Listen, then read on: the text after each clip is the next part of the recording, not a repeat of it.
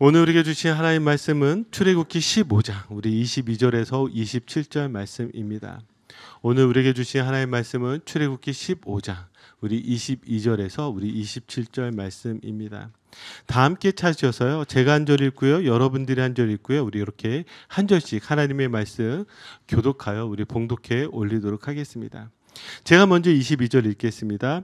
모세가 홍해에서 이스라엘을 인도하매 그들이 나와서 수르 광야로 들어가서 거기서 사흘 길을 걸었으나 물을 얻지 못하고 23절 여러분 마라에 이르렀더니 그곳에 물이 있어서 마시지 못하겠으므로 그 이름을 마라라 하였더라.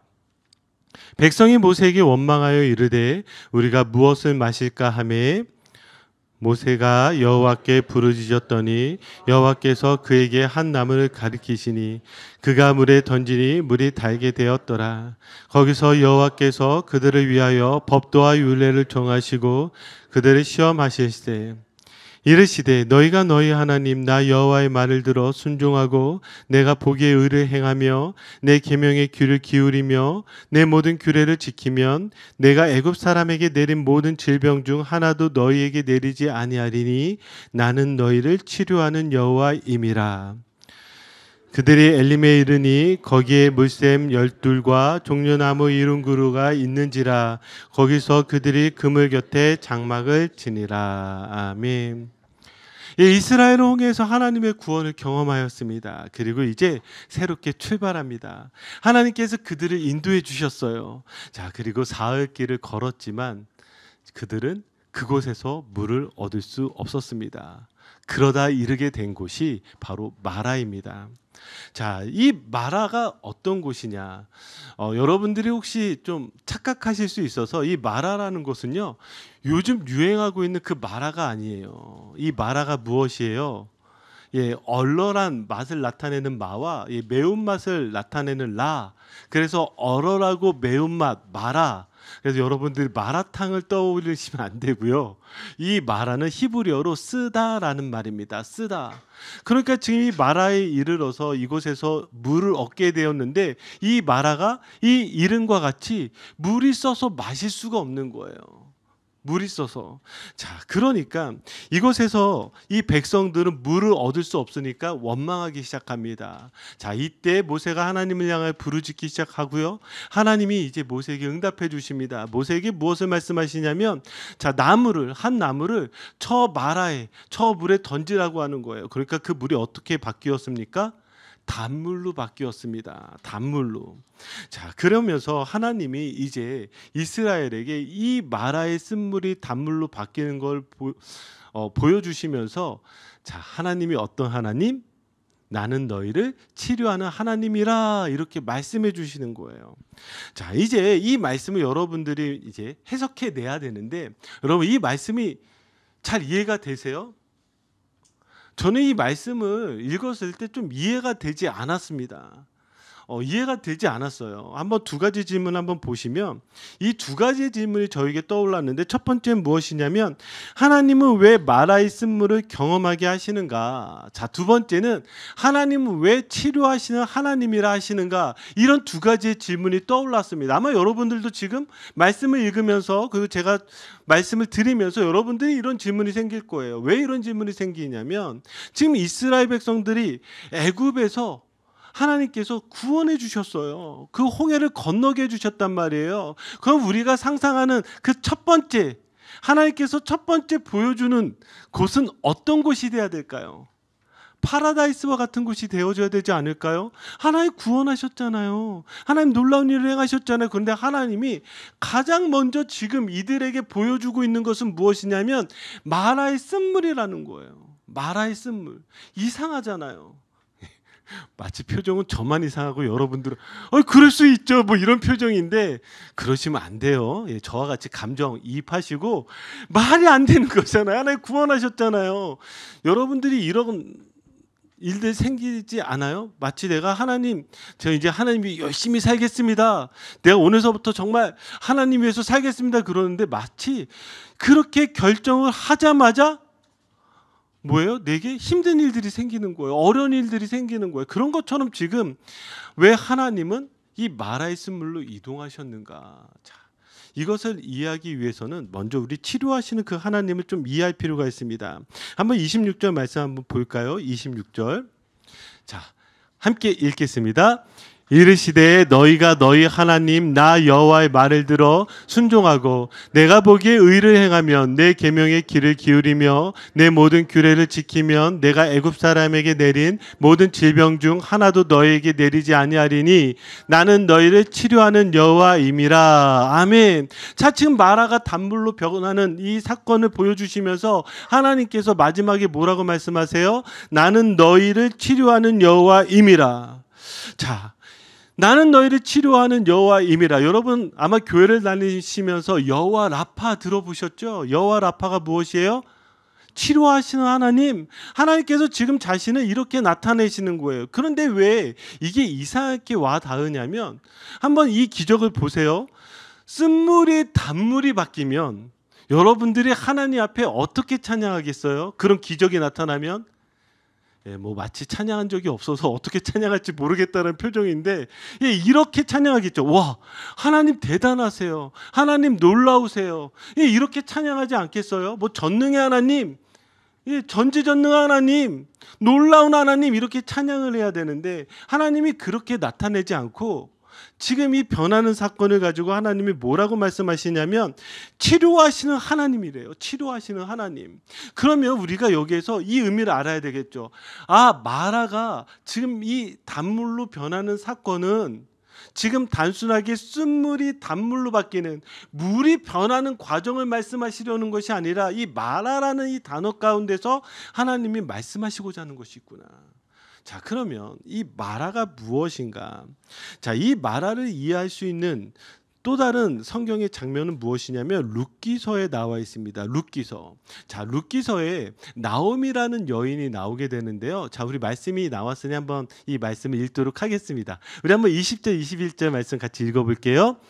나오미가 그들에게 이르되 나를 나오미라 부르지 말고 나를 마라라 부르라. 이는 전능자가 나를 심히 괴롭게 하셨음이니라. 내가 풍족하게 나갔더니 여호와께서 내어 비어 돌아오게 하셨느니라.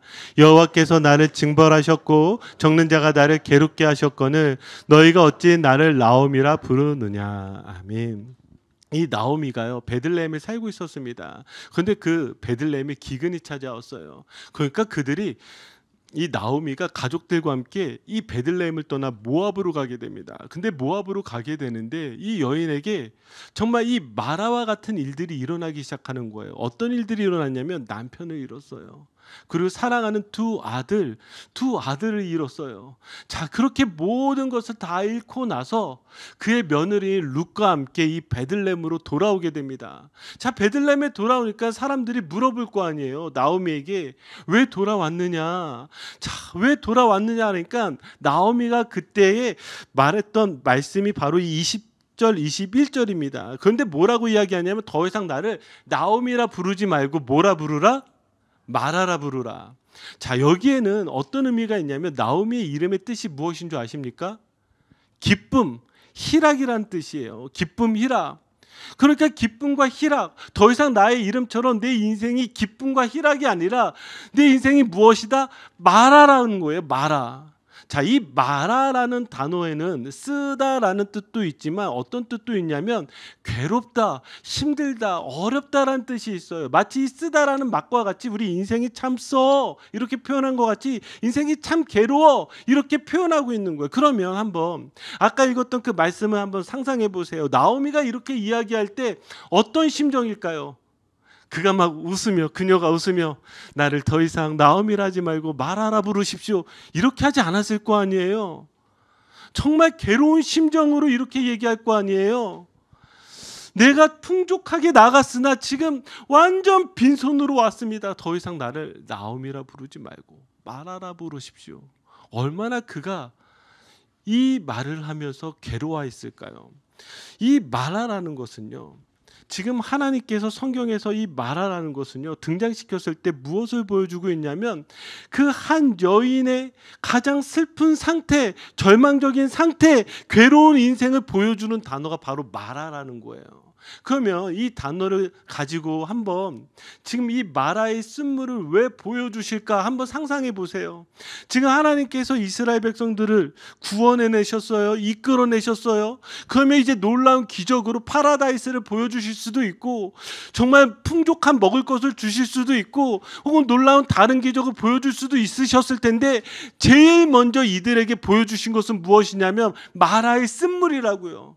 그럼 마라의 쓴물을 보면서 이들이 봐야 되는 것은 무엇이냐면 마라와 같은 자신의 인생을 봐야 돼요.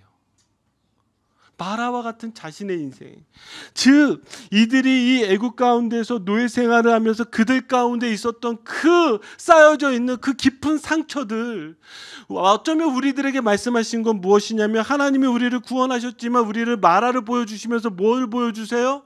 어쩌면 나오미와 같이 혹은 이스라엘 백성들과 같이 우리 안에 있는 그 깊은 상처들, 우리 안에 있는 이 깊은 상처들을 보여주길 원하신다라는 것이죠. 왜일까요? 그 이유는 분명하죠. 우리를 치료하시고 고쳐주기 원하신다라는 거예요. 하나님이 우리를 구원하셨을 때 단순하게 우리를 구원하시는 것에서 끝나시는 것이 아니라 하나님은 여러분들을 치료하기 원하신다라는 거예요.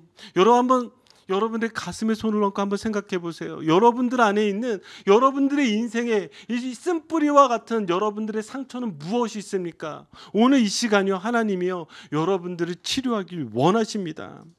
하나님 여러분 치료하길 원하세요. 많은 분들이요 저에게 이제 신앙 상담을 하다 보면 이렇게 저에게 질문합니다. 목사님, 저 같은 사람도 하나님께서 사랑하실까요? 저 같은 사람도 하나님께서 사랑하실까요? 이렇게 물어보세요. 그러면 왜 이렇게 물어볼까요? 이렇게 물어보는 이유는 아마 그분 입장에서 이렇게 생각이 들 거예요. 아무리 봐도 하나님이 사랑할 만한 구석이 없는 거예요. 내가 이제 하나님을 만나면 하나님이 나를 사랑하실까라는 이 질문은 하나님을 만나면 하나님이 보실 때 하나님이 나를 사랑할 만한 구석이 하나도 없는 거예요. 한번 여러분 스스로 보세요. 여러분 사랑할 만한 구석이 있으세요? 아무도 없네요. 사랑할 만한 구석이. 예, 내가 나를 돌아보니까 정말 엉망진창인 거지요. 그래서 인생에서 이렇게 상처받고 상처 주고 그래서 너무나 힘들어진 나를 돌아보니까 하나님이 사랑할 만한 구석이 하나도 없는 거예요. 그런데 한번 생각해 보셨어요? 만약에 여러분들의 자녀가 이런 나를 사랑하냐라고 여러분들에게 물어보신다면 여러분들은 여러분들의 자녀에게 뭐라고 대답하시겠어요? 사랑하지. 너가 아무리 힘들고 어렵고 망가져도 넌 내 사랑하는 아들이고 내 사랑하는 딸이지. 여러분 이렇게 말씀하지 않겠어요? 동일하게 하나님 이런 나를 사랑하시겠어요? 이런 나를 사랑하세요? 라고 물어볼 때에 하나님은 여러분들에게 이렇게 말씀하세요. 그래, 그럼에도 내가 너를 사랑한단다. 너에게 그렇게 상처가 있고 너의 삶이 그렇게 무너져 있다 할지라도 내가 너를 사랑한단다 라고 그렇게 말씀하시는 것이에요.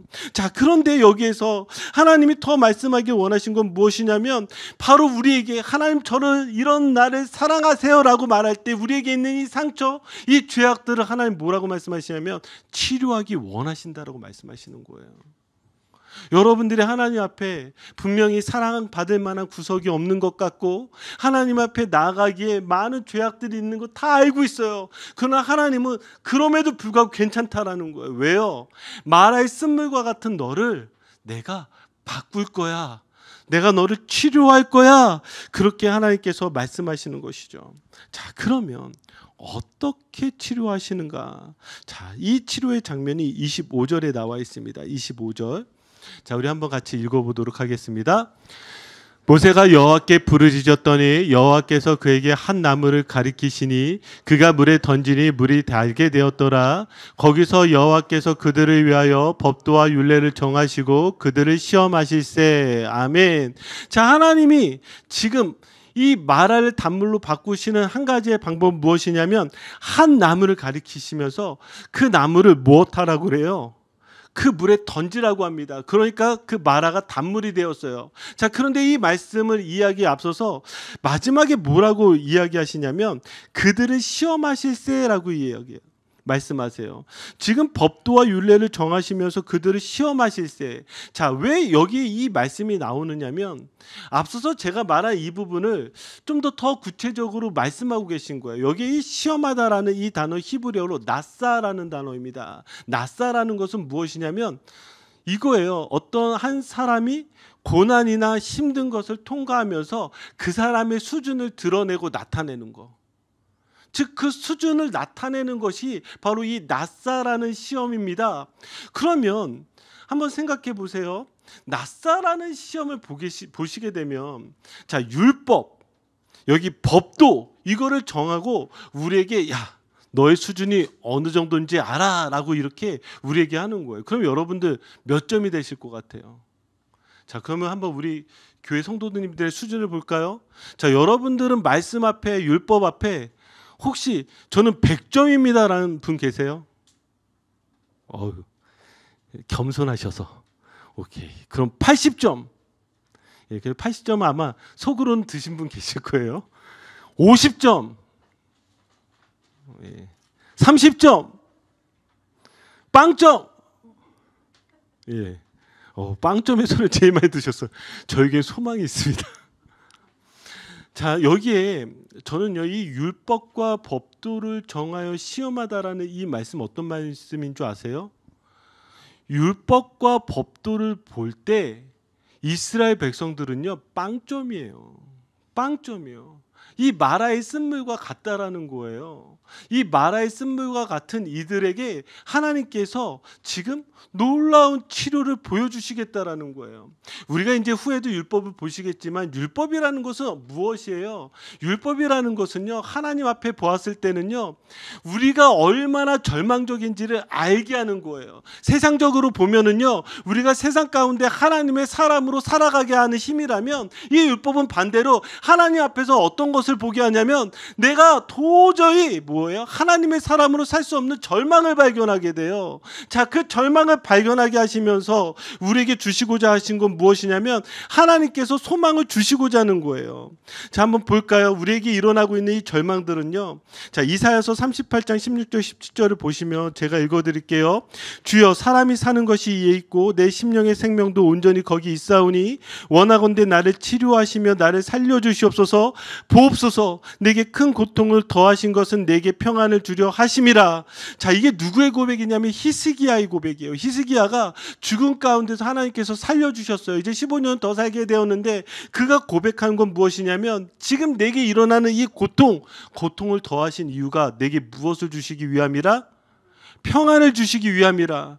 여러분 기억하세요. 여러분들의 삶에 어쩌면 마라의 쓴물과 같이 일어나고 있는 그 고통, 고난, 어려움, 어쩌면 여러분들이 그 말씀과 율법 가운데서 넘어지고 힘들어하고 그러면서 왜 하나님 내게 이런 것들을 주셨죠? 라고 이야기하신다면 제가 확실하게 여러분들의 말씀드릴 수 있는 그 말씀은 무엇이냐면 이 17절 말씀과 같이 내게 큰 고통을 더하신 것은 내게 평안을 주려 하심이라. 여러분, 이 시간이 지나고 나면 우리가 그 하나님의 은혜, 지금 이 마라의 쓴물이 단물로 변하는 그 은혜를 경험하고 나면 그때 우리가 말하게 되는 것은 무엇이냐면 바로 이것을 말하게 되는 거야. 아, 하나님이 이 큰 고통을 주신 이유는 내게 평안을 더하시기 위하시구나. 하나님의 놀라운 일을 이루시기 위함이구나. 이것을 여러분들이 기억하셔야 되는 거예요. 그래서 믿음이라는 것은요, 늘 여러분들이 여러분들의 수준이 어떠한지를 철저하게 발견할 수 있어야 돼요. 제가 대학생 시절에 회심하였는데요. 그때 회심을 하고 정말 예수 그리스도를 향해서 너무나 뜨겁게 신앙생활을 하였습니다. 너무나 뜨겁게. 제가 그때 선교단체에 들어갔는데 제가 들어간 선교단체가 IBF라는 선교단체예요. IBF라는 선교단체에 들어가서 그곳에서 회심을 경험했기 때문에 얼마나 정말 열심히 그곳에 있는 모든 모임들을 다 참석했는지 몰라요. 정말 뜨겁게 기도했고요. 정말 열심히 성경 공부했고요. 그리고 내게 주어진 그 대학생들을 정말 제가 할 수 있는 최선으로 섬겼습니다. 저는 그때 정말 예수 그리스도 앞에 내가 드릴 수 있는 그 모든 것을 다 드린다라고 생각을 했어요. 그런데 제가 무엇을 깨닫기 시작하냐면 늘 저희가 점심시간 때 12시마다 모여서 기도를 했거든요. 그렇게 뜨겁게 기도를 하고 흩어지는데 어느 날 갑자기 제 마음 가운데 뭔가 이렇게 허한 느낌, 뭔가 약간 좀 허무한 느낌이 찾아오는 거예요. 도대체 이게 뭘까? 도대체 이게 뭘까? 제가 그때 그걸 하나 알게 됐어요. 그게 무엇이냐면 제 믿음이요. 아까 제가 이야기했듯이 정말 저는 열심히 다했다고 했잖아요. 열심. 근데 그 열심히 어디서만 다한 줄 아세요? IBF라는 선교단체에서 하고 있는 그 모임 가운데서는 너무나 열심히 한 거예요. 근데 그 모임이 끝나고 난 다음에 내 믿음의 수준은 여전히 바닥인 거예요. 네, 제가 거기에서 찬양할 때 얼마나 뜨겁게 찬양했겠어요. 기도할 때는 지금보다 목소리가 커서 전화했던 제가 기도할 때 목소리 제일 컸어야 됐어요. 그러니까 얼마나 뜨겁게 기도했겠어요. 그러니까 얼마나 최선을 다해서 섬겼겠어요. 그런데 그 모든 모임이 끝나고 난 이후, 기도가 끝나고 난 이후 제가 돌아가는 발걸음, 거기에서부터 제 믿음은 무엇이었냐면 형편없는 수준이었다고요. 그런데 감사한 게 뭔지 아세요? 그 형편없는 수준인 걸 알게 되니까 다시 하나님 앞에 나갈 수가 있다고요. 제가 오늘 이 예배를 드리면서 여러분들이 다시 도전하고 싶은 건 무엇이냐면, 여러분 오늘 예배 가운데 오시면서 무엇을 기대하고 오셨어요? 무엇을 소망하고 오셨어요? 제가 걱정하는 거는 오늘 뭐 예배 시간에 뭐 졸았네, 뭐 예배 시간에 딴 생각했네, 뭐 그거 다 괜찮아요. 그래도 하나님이 어떻게든 은혜로 채워주셔서 여러분들 세상으로 내보내실 거예요. 그런데 제가 여러분들한테 도전하고 싶은 건 뭔지 아세요? 교회 문 밖을 나간 다음에 여러분들의 믿음의 수준은 어떤 수준이라는 거예요. 어떤 수준. 한 사람에게 있어서의 변화가 일어나는 가장 그 시작은 무엇이냐면 여러분들이 마라의 쓴물과 같은 수준이라는 거, 내 믿음이 이렇게 절망적이라는 거, 그거를 깨달을 때 그 안에서 변화가 일어날 줄 믿습니다. 여러분 그거 깨달으셔야 돼요. 나 여전히 괜찮아, 나 정도면 괜찮아, 그런 사람에게는 하나님이요 그 은혜가 임하지 않는다니까요. 여기에서 거룩하지 않은 사람이 어디 있어요? 여기서 저 봐요, 얼마나 거룩해요. 얼마나 대단한 믿음처럼 보여요. 그런데 제가 이 밖을 나갔을 때, 제가 혼자 있을 때에 제가 하나님 앞에 얼마나 거룩하냐라는 질문에 저는 자유롭지 못해요. 왜요? 저도 여전히 마라의 쓴물과 같은 사람이기 때문입니다. 하나님은 이것을 바꾸시길 원하신다고요. 자, 그러면 이걸 어떻게 바꾸시는가? 자, 그것이 바로 한 나무입니다. 한 나무. 자, 여러분 성경에서 이 나무는 무엇을 가리키죠? 예수 그리스도의 십자가죠. 잘 알고 계시잖아요. 끊임없이 이 나무가 등장할 때는 이 예수 그리스도의 십자가를 나타내고 있습니다. 이걸 더 분명히 알 수 있는 것이 무엇이냐면 출애굽기 3장 18절을 보시면, 자, 우리 한번 같이 읽어볼까요? 그들이 내 말을 들으리니 너는 그들의 장로들과 함께 애굽 왕에게 이르기를 히브리 사람의 하나님 여호와께서 우리에게 임하셨은즉 우리가 우리 하나님께 여호와께 제사를 드리려 하오니 사흘길쯤 광야로 가도록 허락하소서. 아멘. 자, 이 말씀이 무엇이냐면 하나님께서 모세에게 바로에게 가라는 거예요. 그리고 이제 이스라엘 백성들을 어떻게 이 애굽에서 인도하여 낼지 바로에게 이렇게 말하라는 거예요. 자, 여기에 뭐라고 마지막에 말하고 있냐면 우리가 우리 하나님 여호와께 제사를 드리려 하오니, 자, 사흘길쯤 광야로 가도록 허락하소서. 자, 며칠 길이요? 사흘길입니다. 사흘길. 지금 이 마라의 쓴물을 경험하는 이 길이요, 이들이 홍해에서 정확하게 구원을 받고 며칠을 걸었죠? 사흘길이라고 분명하게 이야기하고 있어요. 그러면 이 사흘길에서 하나님께서 무엇을 행하셔야 돼요? 이스라엘 백성들에게 무엇을 요구하셔야 돼요? 하나님께 제사를 드리게 해야 돼요. 그렇죠?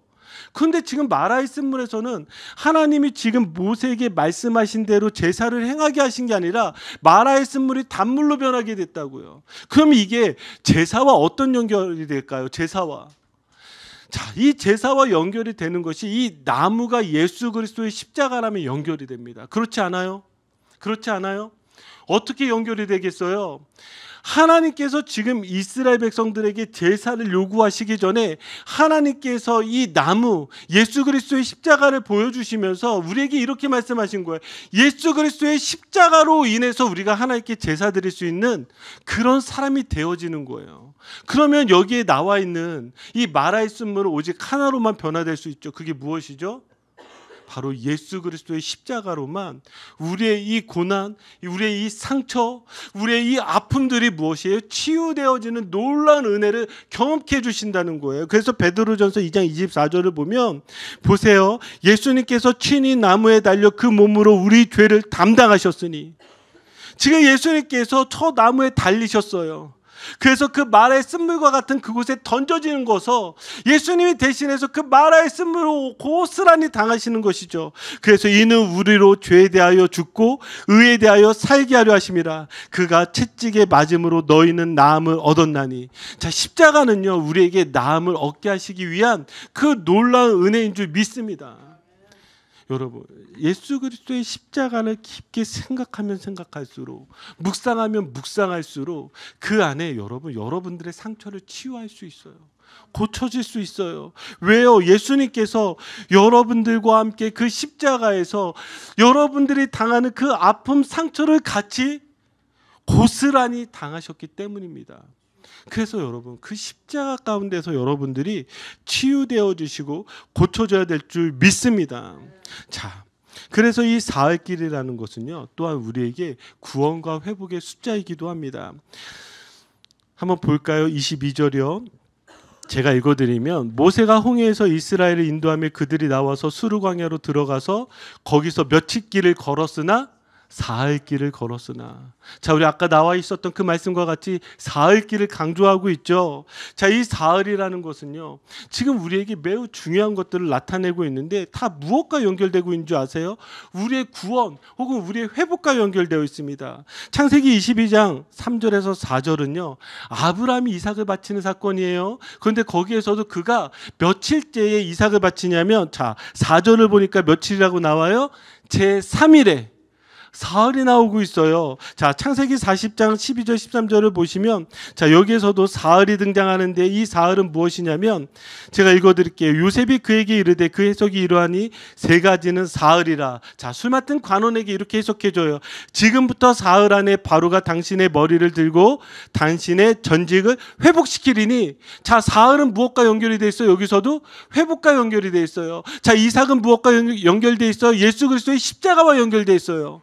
성경에서 지금 이 사흘을 의도적으로 나타날 때 사흘은 다 무엇과 연결되어져 있냐면 하나님의 구원, 하나님의 회복과 연결되어져 있단 말이죠. 자, 볼까요? 신약 성경에서도 요한복음 2장 1절을 보시면 예수님께서 지금 요한복음에서 가장 첫 번째 나타내는 표적이 이 가나 혼인잔치잖아요. 이 가나 혼인잔치에서도 무엇이 등장하죠? 사흘째 되던 날, 사흘이 등장하고 있습니다. 그때 무엇이 일어나는 거예요? 3절을 보니까 포도주가 떨어진 거예요. 한번 생각해 보세요. 지금 이 말씀이요, 지금 예수님께서 왜 이런 기적을 행하셨는가를 보시면, 지금 이 하나님께서 출애굽한 백성들, 이 백성들에게 마라의 쓴물을 보여주는 것과 똑같은 거예요. 마라의 쓴물의 문제는 무엇이었어요? 사실 결핍이잖아요. 물이 없잖아요. 결핍이 이들을 힘들고 어렵게 했잖아요. 그런데 마라의 쓴물을 단물로 바꾸시는 것과 같이 여기에 무엇을 바꾸세요? 물이 변하여 포도주를 바꾸시죠. 이게 다 언제 일어난다고요? 사흘째 일어나는 그날에 일어났다라는 것입니다. 자, 그뿐만이 아니죠. 지금 요한복음 4장 43절 46절을 보시면은요, 여기에 이틀이 지남에 예수께서 거기를 떠나 갈릴리로 가시며, 자, 여기 이 이틀이 지나면서 사흘째 되던 날에 어떤 날이 일어나는 거예요? 지금 여기 가버나움에 그 왕의 신하의 아들이 병들었는데 무엇이에요? 고침이 일어나는 일이 있어요. 근데 그 고침이 일어나는데 여기 뭐라고 표현하고 있어요? 물로 포도주를 만드신 곳이라. 지금 사흘째 일어나는 곳마다 어떤 일들이 일어나고 있는지 성경은 우리에게 보여주고 말씀하고 있는 거예요. 자, 그러면 여러분, 이 문구를 한번 기억해 보시겠습니까? 제가 이 말씀을 묵상하면서 제가 이렇게 이 말씀을 묵상하였습니다. 인생에서 가장 힘든 사흘길이지만 하나님은 그 사흘을 회복과 생명의 시간으로 바꾸십니다. 자, 다시요. 인생에서 가장 힘든 사흘길이지만 하나님은 그 사흘을 회복과 생명의 시간으로 바꾸십니다. 인생은 이처럼 하나님께서 침묵의 시간을 지나가게 하실 때가 있어요. 어쩌면 마라의 쓴물을 만나게 하실 때가 있어요. 이 사흘과 같은 시간이 내게 주어질 때가 있단 말이죠. 내 생각과 내 계획과 내 뜻대로 되지 않고 지금 당장 먹을 물이 없는 것 같고 너무나 괴로워하고 있는 이 시간, 지나가지 않을 것 같지만 여러분, 이 시간이 만약에 하나님이 여러분들에게 허락하시는 이 사흘이라는 시간이라면요, 이 고난의 시간은 어떤 시간이 되는 거예요?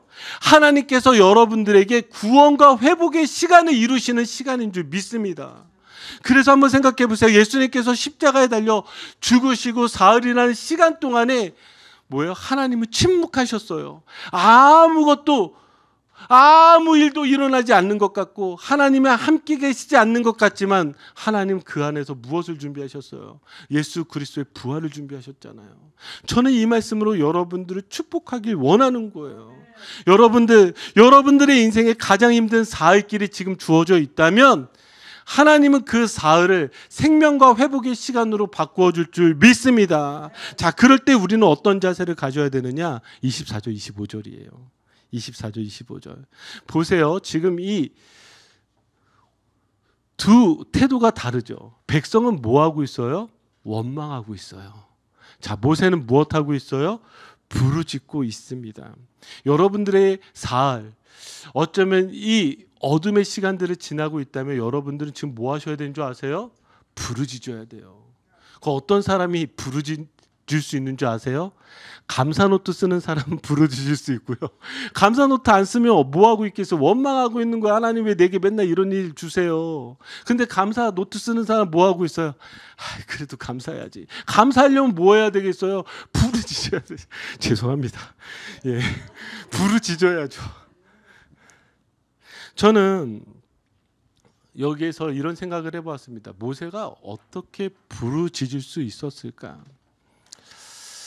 모세가 부르짖을 수 있었던 그 이유는요, 지금 내 눈에 보기에 좋더라도 하나님 보시기에 좋지 않으면 포기하는 거, 그거 배웠던 것 같아요. 지금 당장 내게 필요하더라도 하나님이 내려놓게 하시면 포기하는 것, 내가 원하는 것이 아니더라도 하나님이 원하시면 그거 할 수 있는 거, 그거 훈련받은 사람이 모세잖아요. 그렇지 않아요? 지금 모세는요, 지금 그 모든 자기를 부르심의 그 모든 인생을 돌아보니까 그거 하나 알게 된 거예요.